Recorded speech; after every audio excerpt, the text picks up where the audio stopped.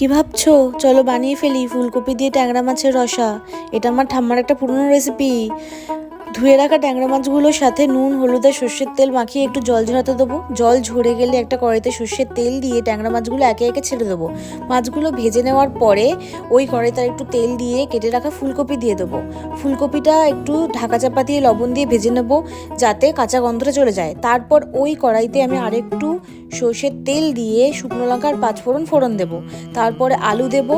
আলুটা ভাজা হয়ে এলে তার মধ্যে একে একে তুলে দেবো পেঁয়াজকলিটা একটু ভাজা হয়ে এলে আমি তার মধ্যে দেবো শুকনো লঙ্কা গুঁড়ো, ধনে গুঁড়ো, জিরে গুঁড়ো। সেটা ভেজে এলে তার মধ্যে 1 চামচ আদা রসুন বাটা দিয়ে মশলাটা কষে এলে ভেজে রাখা ফুলকপিগুলো তুলে দেবো। ভাজা হয়ে গেলে আমি একটু গরম জল দেবো, দিয়ে 15 মিনিট ফোটানোর পরে ভেজে রাখা মাছগুলো তুলে দেবো। আর 10 মিনিট ফুটিয়ে নিলে রেডি আমাদের ফুলকপি দিয়ে ট্যাংরা মাছের রসা। তো আজ তবে আসি, দেখা হচ্ছে কাল। রাধে রাধে।